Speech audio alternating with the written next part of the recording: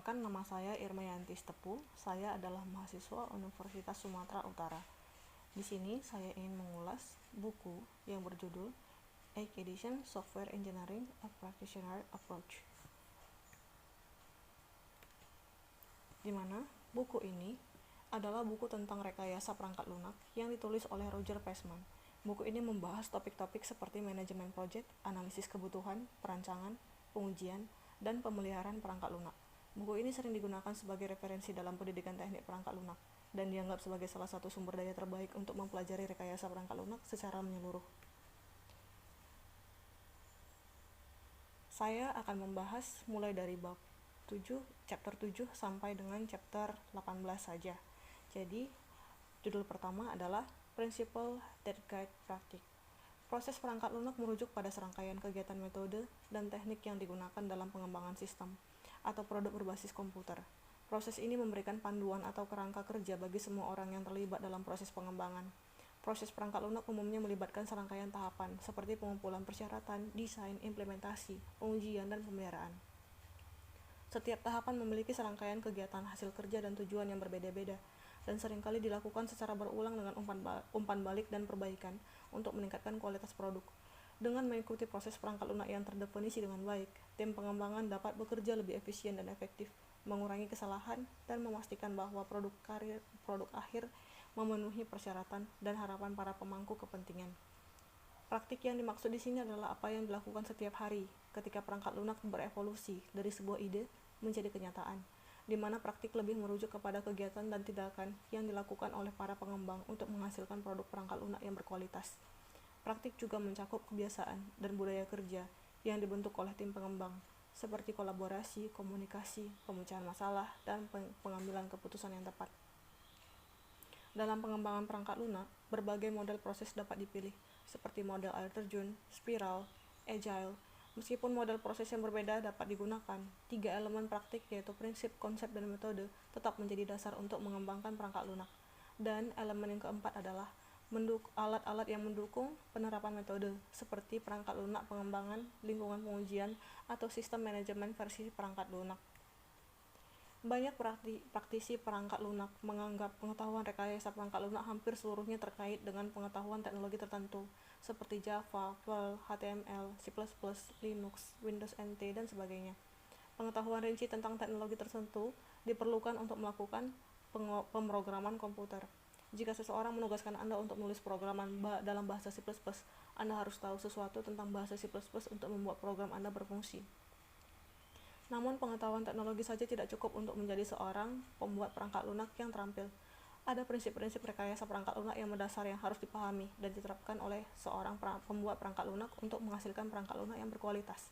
Ini meliputi konsep seperti modularitas, abstraksi, pengujian, dokumentasi, manajemen proyek, dan sebagainya. Pengetahuan teknologi hanya merupakan salah satu bagian dari pengetahuan rekayasa perangkat lunak yang lebih luas. Seorang insinyur perangkat lunak yang terampil harus memiliki pemahaman yang mendalam tentang prinsip-prinsip ini dan dapat menerapkannya dalam pengembangan perangkat lunak yang berkualitas. Dalam memahami dan menerapkan prinsip rekayasa perangkat lunak, seorang programmer dapat menghasilkan perangkat lunak yang berkualitas dan mudah dipelihara, tidak hanya untuk saat ini tetapi juga untuk di masa depan. Seiring berjalannya waktu dan perkembangan teknologi, alat-alat dan teknik yang digunakan dalam pengembangan perangkat lunak mungkin berubah, tetapi prinsip-prinsip rekayasa perangkat lunak akan tetap relevan dan bermanfaat untuk seorang programmer selama karirnya.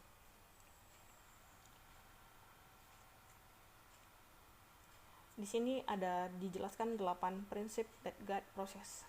Yang pertama, jadilah agile atau fleksibel sesederhana mungkin, menjaga produk kerja yang dihasilkan sesingkat mungkin. Yang kedua, fokus pada kualitas dan di setiap langkah harus berfokus pada kualitas produk kerja yang dihasilkan. Yang ketiga, bersiap-siap untuk beradaptasi. Proses bukanlah catatan pengalaman yang dipaku mati, sesuaikan pendekatan dengan batasan masalah. Yang keempat, bangun sistem yang efektif. Penting jika tim itu adalah orang-orang yang beranggotakan orang-orang yang mandiri, yang bisa saling percaya dan saling menghargai. Yang kelima, membangun mekanisme komunikasi dan koordinasi. Proyek bisa mengalami kegagalan jika informasi penting hilang. Yang keenam, mengelola perubahan. Mekanisme harus dibuat untuk mengelola perubahan permintaan, penilaian, persetujuan, dan yang diimplementasikan. Yang ketujuh, menilai risiko. menetapkan rencana cadangan. Dan yang kedelapan, membuat produk kerja yang memberikan nilai untuk orang lain. Pastikan bahwa produk kerja memberikan informasi yang diperlukan tanpa ambigu dan kelalaian. Judul selanjutnya adalah Understanding Requirement. Pemahaman tentang kebutuhan suatu masalah adalah salah satu tugas yang paling sulit dalam membuat sebuah software. Karena terkadang, pelanggan ataupun pengguna software itu sendiri tidak memiliki pemahaman yang baik tentang fitur dan fungsi dari software yang mereka minta untuk dibuatkan oleh si pengembang. Ditambah lagi, meskipun mereka paham dengan kebutuhan yang dijawab oleh software tersebut, bisa saja kebutuhan mereka akan berubah sepanjang pembuatan software tersebut berlangsung. Sebelum membuat sebuah perangkat lunak, penting untuk membuat persyaratan atau requirement terlebih dahulu. Ada 3 aspek penting dalam memahami kebutuhan perangkat lunak. Yang satu, business impact. Maksudnya adalah memahami dampak bisnis atau pengaruh yang akan dihasilkan oleh perangkat lunak tersebut. Misalnya perangkat lunak yang dikembangkan dapat meningkatkan efisiensi, mengurangi biaya operasional, dan meningkatkan pendapatan. Yang kedua, customer wants. Maksudnya adalah memahami kebutuhan yang diinginkan, memahami kebutuhan atau keinginan dari pelanggan yang memesan perangkat lunak, termasuk fitur dan fungsi yang diinginkan, kebutuhan fungsional dan non-fungsional, dan preferensi penggunaan. Yang terakhir adalah user interaction. Maksudnya adalah memahami bagaimana pengguna akhir akan berinteraksi dengan perangkat lunak yang akan dikembangkan. Ini meliputi desain antarmuka pengguna, pengalaman pengguna, dan aspek lain yang terkait dengan interaksi pengguna dengan perangkat lunak. Memahami apa yang diinginkan oleh pelanggan sebelum merancang dan membangun sistem berbasis komputer sangat penting. Merancang dan membangun program komputer yang elegan namun tidak memecahkan masalah yang benar-benar dihadapi oleh pelanggan tidak akan memenuhi kebutuhan siapapun. Oleh karena itu, memahami keinginan pelanggan sebelum memulai proses rancang bangun sistem adalah suatu hal yang sangat krusial. Langkah-langkah dalam rekayasa kebutuhan adalah sebagai berikut. Yang pertama, Inception. Definisi ruang lingkup oleh sifat masalah yang akan diselesaikan. Yang kedua, Elicitation. Membantu pemangku kepentingan untuk menentukan kebutuhan. Yang ketiga, Elaboration. Merinci dan memodifikasi kebutuhan dasar. Dan yang terakhir, Negotiation. Prioritas kebutuhan esensial dan waktu pengerjaan. Masalah tersebut akan dijelaskan dengan beberapa cara tertentu dan kemudian diverifikasi atau divalidasi untuk memastikan pemahaman yang sama antar pihak yang terlibat dalam masalah tersebut. Langkah-langkah tersebut penting dalam memastikan kesesuaian dan pemahaman yang jelas tentang kebutuhan pengguna dan kepentingan bisnis sebelum merancang dan membangun sebuah software atau sistem komputer. Tujuan dari requirement engineering adalah untuk memberikan pemahaman tertulis yang jelas dan sesuai mengenai masalah yang akan diselesaikan kepada semua pihak yang terlibat. Hal ini dapat dicapai melalui beberapa jenis dokumen kerja, seperti skenario penggunaan, daftar fungsi, dan fitur model persyaratan dan spesifikasi. Dokumen-dokumen tersebut digunakan untuk mendefinisikan masalah secara lebih jelas dan rinci, sehingga dapat membantu para pihak terkait dalam memahami kebutuhan dan keinginan yang harus dipenuhi oleh program komputer yang akan dibangun. Selain itu, dokumen-dokumen tersebut juga dapat menjadi acuan yang berguna selama proses pengembangan dan pengujian. Merancang dan membangun perangkat lunak komputer merupakan suatu tantangan yang kreatif dan menyenangkan. Namun, proses pembuatan perangkat lunak sangatlah kompleks dan banyak pengembang perangkat lunak yang tergoda untuk langsung memulai proses pembuatan tanpa memahami secara jelas apa yang dibutuhkan. Oleh karena itu, perlu untuk memahami kebutuhan pengguna dan pemangku kepentingan sebelum memulai proses desain dan membangun perangkat lunak. Tanpa pemahaman yang jelas mengenai kebutuhan tersebut, dapat terjadi pembuatan program yang tidak tepat dan tidak bermanfaat bagi pengguna. Salah satu cara untuk memastikan bahwa proses requirement engineering sudah dilakukan dengan benar adalah dengan mereview produk dari proses requirement engineering dengan para stakeholder, sehingga dapat memastikan bahwa apa yang telah dipahami merupakan apa yang sebenarnya dimaksud oleh para stakeholder. Namun perlu diingat bahwa meskipun semua pihak sudah setuju, namun hal akan terus berubah selama proses proyek berlangsung, sehingga perlu dilakukan pengawasan dan pemantauan secara berkala. Berikutnya, requirement modeling, scenario based methods. Pentingnya requirement modeling adalah untuk memastikan bahwa persyaratan perangkat lunak yang dibuat telah divalidasi dari berbagai sudut pandang. Dalam bab ini, Anda akan mempertimbangkan pemodelan persyaratan dari perspektif berbasis skenario dan memeriksa bagaimana UML dapat digunakan untuk melengkapi skenario. Requirement model digunakan untuk mewakili kegiatan pemodelan yang berbagai aspek masalah yang akan diselesaikan, yakni merujuk pada kegiatan pemodelan yang mendefinisikan kebutuhan atau persyaratan pada perangkat lunak yang akan dibuat. Jenis-jenis model yang dihasilkan dari proses modeling requirement adalah scenario based model, yaitu model kebutuhan yang berfokus pada sudut pandang pengguna. Ada class oriented model, yaitu model yang merepresentasikan kelas-kelas dalam pemrograman berorientasi objek beserta atribut dan operasinya. Ada behavioral and pattern based model, yaitu model yang menggambarkan bagaimana perangkat lunak berperilaku sebagai akibat dari event atau peristiwa eksternal. Ada data model, yaitu model yang menggambarkan domain informasi untuk masalah yang dihadapi. Dan yang terakhir ada flow oriented model, yaitu model yang merepresentasikan elemen-elemen fungsional setiap sistem dan bagaimana data diubah saat melewati sistem. Analisis harus memodelkan apa yang diketahui dan menggunakan model itu sebagai dasar untuk desain increment perangkat lunak. Model persyaratan harus mencapai 3 tujuan utama. 1. Menggambarkan apa yang diminta pelanggan. 2. Menetapkan dasar untuk penciptaan desain perangkat lunak. Dan yang ketiga, menentukan seperangkat persyaratan yang dapat divalidasi setelah perangkat lunak dibangun. Sebuah aturan praktis dalam analisis adalah bahwa model harus berfokus pada kebutuhan yang terlibat dalam domain masalah atau bisnis. Contoh kebutuhan yang tidak terlibat dalam domain atau masalah bisnis meliputi yang non-fungsional seperti kinerja, keamanan, dan skalabilitas. Misalnya kebutuhan untuk menjaga integritas data dalam sebuah sistem mungkin tidak terlihat secara langsung dalam domain masalah atau bisnis, tetapi harus dipertimbangkan dalam perancangan sistem. Kebutuhan infrastruktur seperti jaringan dan server juga mungkin tidak terlihat dalam domain masalah atau bisnis, tetapi harus diambil kira dalam perancangan sistem.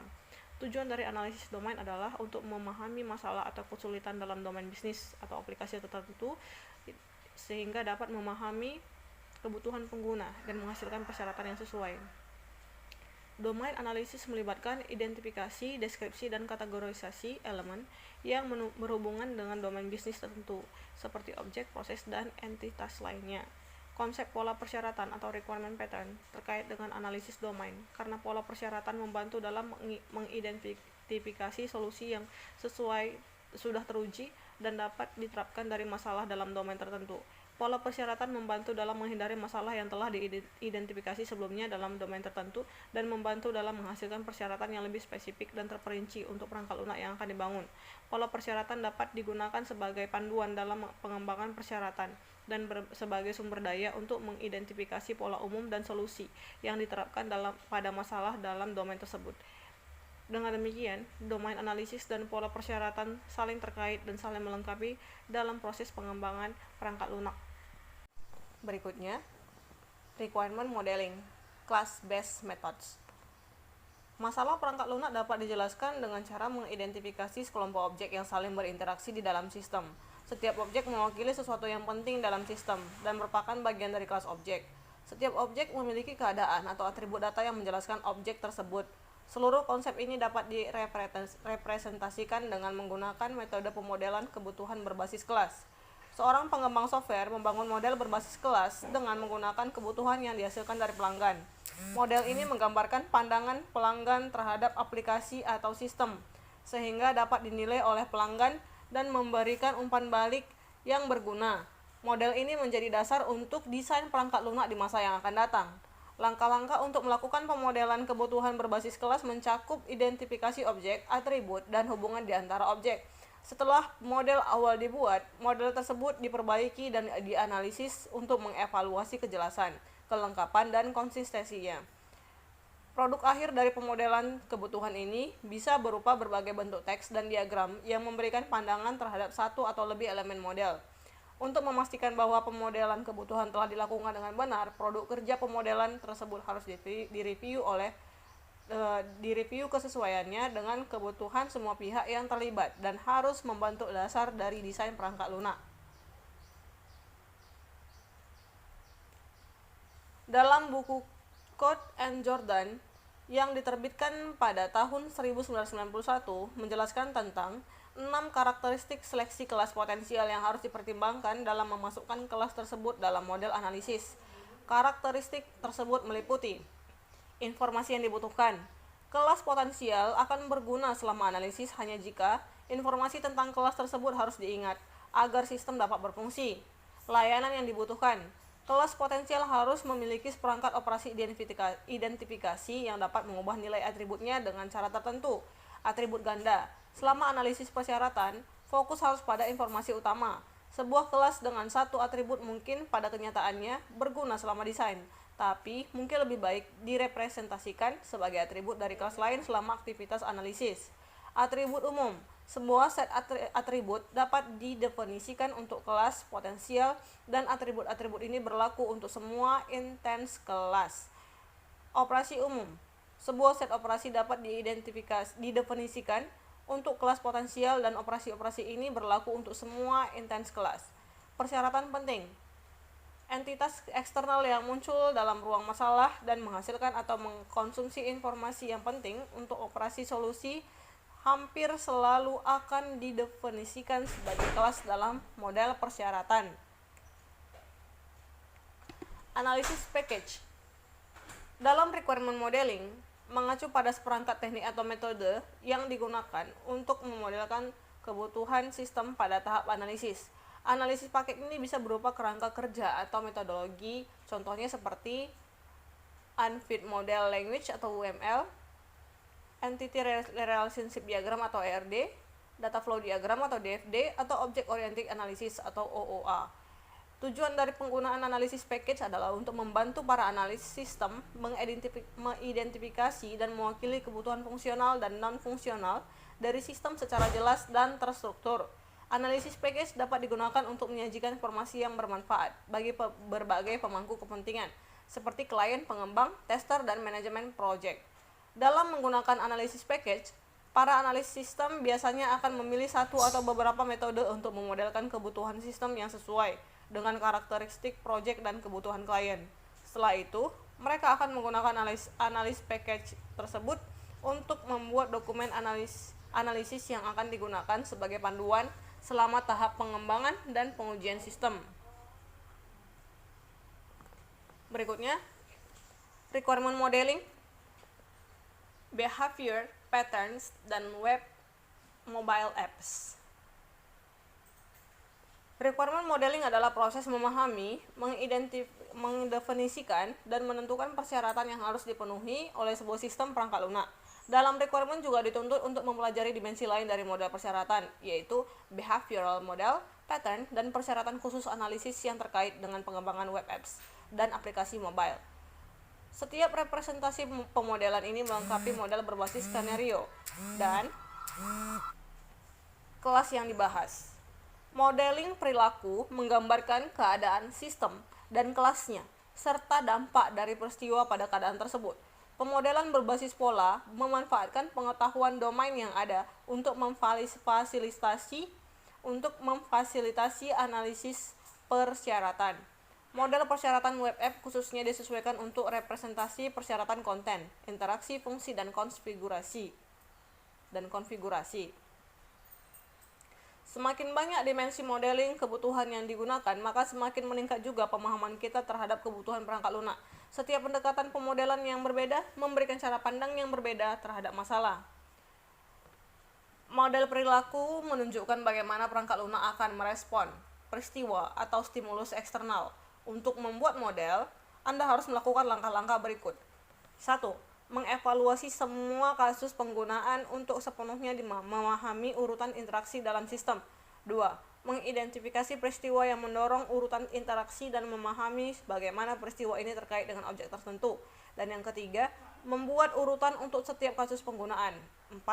Membangun diagram status untuk sistem. Dan 5. Meninjau model perilaku untuk memverifikasi akurasi dan konsistensi.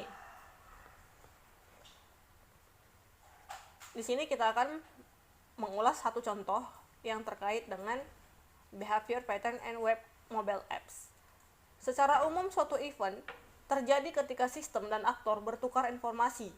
Sebuah use case dianalisis untuk menemukan titik pertukaran informasi. Sebagai contoh, pertimbangkan kembali use case untuk bagian fungsi keamanan safe home. Pemilik rumah menggunakan keypad untuk memasukkan sandi 4 digit. Sandi tersebut dibandingkan dengan sandi yang sah dan yang tersimpan dalam sistem. Jika sandi salah, Panel kontrol akan berbunyi sekali dan mengatur ulang dirinya sendiri untuk memasukkan data tambahan. Jika sandi benar, panel kontrol menunggu tindakan selanjutnya. Dalam konteks model kebutuhan, objek pemilik rumah mentransmisikan event ke objek panel kontrol. Event tersebut bisa disebut sebagai sandi dimasukkan. Informasi yang ditransfer adalah 4 digit yang merupakan sandi, tetapi hal ini bukan bagian yang penting dari model perilaku. Penting untuk dicatat bahwa beberapa event memiliki dampak eksplisit pada alur kontrol use case, sementara yang lain tidak memiliki dampak langsung pada alur kontrol. Misalnya, event sandi dimasukkan tidak secara eksplisit mengubah alur kontrol use case, tetapi hasil dari event sandi dibandingkan yang berasal dari interaksi sandi dibandingkan dengan sandi yang sah dan sandi yang tersimpan dalam sistem akan memiliki dampak eksplisit pada aliran informasi dan kontrol perangkat lunak safe home. Setelah semua event diidentifikasi, mereka dialokasikan ke objek yang terlibat. Objek dapat bertanggung jawab untuk menghasilkan event. Misalnya, pemilik rumah menghasilkan event sandi dimasukkan atau mengenali event yang telah terjadi di tempat lain. Misalnya, panel kontrol mengenali sandi biner dari event sandi yang dibandingkan. Modeling perilaku selama analisis kebutuhan menggambarkan perilaku dinamis terhadap perangkat lunak. Model perilaku menggunakan masukan dari elemen berbasis skenario atau kelas untuk mewakili keadaan kelas analisis dan sistem secara keseluruhan. Untuk mencapai hal tersebut, keadaan harus diidentifikasi. Peristiwa yang menyebabkan kelas atau sistem untuk melakukan transisi dari satu keadaan ke keadaan lain harus didefinisikan, dan tindakan yang terjadi saat transisi dilakukan juga harus diidentifikasi. Diagram keadaan dan diagram urutan adalah notasi yang digunakan untuk pemodelan perilaku. Elemen-elemen yang ada pada pemodelan tersebut untuk aplikasi seluler dan aplikasi web ini diterapkan dalam serangkaian model khusus yang mengatasi konten, interaksi, fungsi, navigasi, dan konfigurasi di mana aplikasi seluler atau web berada. Selanjutnya kita akan masuk ke dalam desain konsep. Desain perangkat lunak meliputi seperangkat prinsip, konsep, dan praktik yang membantu dalam pengembangan sistem atau produk berkualitas tinggi. Prinsip desain menetapkan filosofi yang mengarahkan pekerjaan desain yang harus dilakukan. Konsep desain harus dipahami sebelum mekanik praktik desain diterapkan, dan praktik desain itu sendiri mengarah pada pembuatan berbagai representasi perangkat lunak yang berfungsi sebagai panduan untuk aktivitas konstruksi yang akan datang. Desain sangat penting untuk keberhasilan rekayasa perangkat lunak. Dalam awal tahun 90-an, Mitch Kapor, pencipta Lotus 123, mempresentasikan manifesto desain perangkat lunak. Di Dr. Dobbs Journal, menurutnya, desain adalah tempat di mana Anda berdiri dengan satu kaki di dunia teknologi dan satu kaki di dunia orang dengan tujuan manusia, dan Anda mencoba untuk menyatukan kedua dunia tersebut. Desain adalah hal di mana hampir setiap engineer ingin lakukan. Di sini, kreativitas memimpin, di mana persyaratan, pemangku kepentingan, kebutuhan bisnis, dan pertimbangan teknis semuanya bergabung dalam formulasi produk atau sistem. Desain menciptakan representasi atau model dari perangkat lunak, tetapi tidak seperti model persyaratan yang berfokus pada menggambarkan data, fungsi, dan perilaku yang dilakukan atau yang diperlukan. Model desain memberikan detail tentang arsitektur perangkat lunak, struktur data, antarbuka, dan komponen yang diperlukan untuk mengimplementasikan sistem. Dalam pengembangan perangkat lunak, desain atau rancangan berfungsi untuk memodelkan sistem atau produk yang akan dibuat. Model ini dapat dievaluasi untuk menentukan kualitasnya dan diperbaiki sebelum kode dibuat. Pengujian dilakukan dan pengguna akhir terlibat dalam jumlah besar. Desain merupakan tempat di mana kualitas perangkat lunak ditetapkan dan dipastikan tercapai dengan membangun model yang baik dan efektif. Desain digambarkan dalam berbagai cara untuk menggambarkan software yang akan dibangun. Pertama, arsitektur sistem atau produk harus diwakili. Kemudian, antarmuka yang menghubungkan software ke pengguna akhir, ke sistem dan ke perangkat lain, dan ke komponen konstituennya sendiri dimodelkan. Akhirnya, komponen software yang digunakan untuk membangun sistem dirancang. Setiap pandangan ini mewakili tindakan desain yang berbeda, tetapi semuanya harus sesuai dengan perangkat konsep desain dasar yang memandu pekerjaan desain software. Model desain adalah produk utama yang dihasilkan selama tahap desain perangkat lunak. Model ini mencakup representasi arsitektur antarmuka, komponen, dan penyebaran sistem yang akan dibangun. Model ini berfungsi sebagai panduan untuk tahap konstruksi selanjutnya dan dapat dinilai untuk kualitasnya serta dapat ditingkatkan sebelum kode dihasilkan. Pengujian dilakukan dan pengguna akhir terlibat dalam jumlah besar. Model desain dinilai oleh tim pengembang perangkat lunak untuk menentukan apakah terdapat kesalahan, ketidaksesuaian, atau kekurangan, apakah alternatif yang lebih baik ada, dan apakah model tersebut dapat diimplementasikan dalam batasan, jadwal, dan biaya yang telah ditetapkan. Dalam hal ini, tim harus memastikan bahwa desain model tersebut dapat diwujudkan menjadi produk yang berkualitas tinggi, efektif, efisien, dan sesuai dengan kebutuhan pengguna dan stakeholder lainnya. Selanjutnya, kita masuk ke dalam judul architectural design. Architectural design dalam pengembangan perangkat lunak menggambarkan struktur dari data dan komponen program yang diperlukan untuk membangun sebuah sistem berbasis komputer. Dalam proses ini dipertimbangkan gaya arsitektur yang akan diambil oleh sistem, struktur dan sifat-sifat dari setiap komponen yang membentuk sistem, serta hubungan antara seluruh komponen arsitektur dari suatu sistem. Dengan kata lain, architectural design ini berfokus pada perancangan struktur dan hubungan antar komponen sistem untuk menciptakan sistem yang efektif dan efisien.